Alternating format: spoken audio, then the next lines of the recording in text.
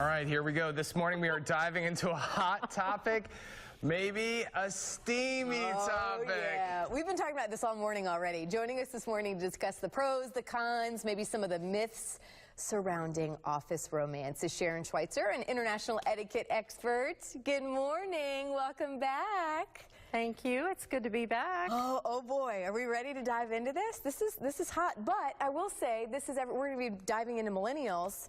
I mean, people dating at work, this has been happening for ages. I don't think you can tell people to not do it. Well, it's a dangerous cocktail for thirsty professionals, and it does happen in the workplace. It does. So that's our number one question. How many employers have office romance policies in place? Well, that is on the rise. It used to be back in 2003, only about 18% of employers had those policies in place. Now, in 2013, we have 42% of employers. Oh, wow. Obviously, it's jumped. But I also read a stat that half of these business people that maybe you polled, or somebody polled, have had office romances. I've had one. All right, I know. The guilt is just right. So I mean, this is. Well, and let's talk about the millennials. Like how? I mean, Sean's not alone. He's not the only one.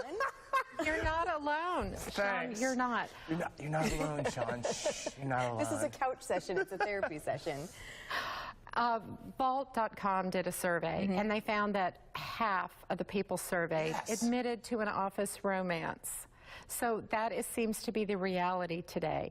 And the other thing we're finding is that with millennials, to go to your question, Carly, what we're finding is that 18 to 34-year-olds, the majority of them have engaged in an office romance, and 1/3 of them have found that that is the way that they're meeting their significant other. That's the most common way.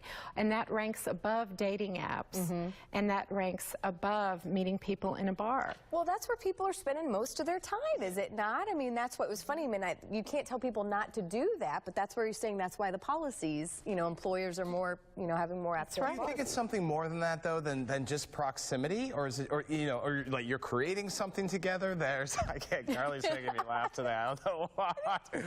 Well, Sean, it is, and what they're finding in these surveys is that people have a lot in common in the workplace because you're focusing on the same projects, you understand the same stresses. Right. So let's say that you are in the publishing industry or you're in the news industry, you understand the deadlines. If you're an attorney, you understand the pressures in that particular field, or in medicine. So you understand emergency medicine, or you understand the stress of dealing with cancer patients. Sure. So it's similar a similar interest. And all right, let's talk about male versus female too. And this is interesting too. This is something, by the way, you just did a recent article on the Huffington Post about this as well that I knew was wildly popular. That's why we wanted to talk about it this morning. Thank you. But male versus female, and you say females tend to have more regret about this?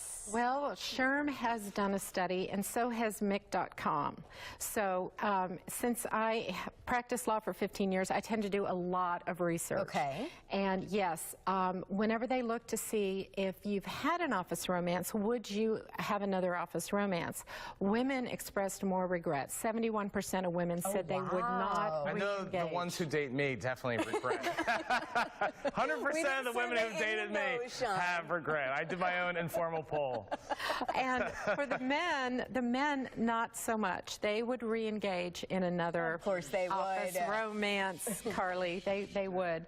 But, one of the things that I think people need to realize is that if you are going to engage in an office romance, check your employer's policies, because so many employers now have a policy, and what they want you to do is report, is let them know, you know what, we're dating. And we want to come in, we want to report and let you know that we're dating. The other thing they want you to take into consideration is try to avoid the public displays of affection, because that's what gets people upset in the office, is they don't want to be perceived as having favoritism, or there's some kind of an ethical issue. Well, she's going to promote him over me, or he's going to promote her and not me.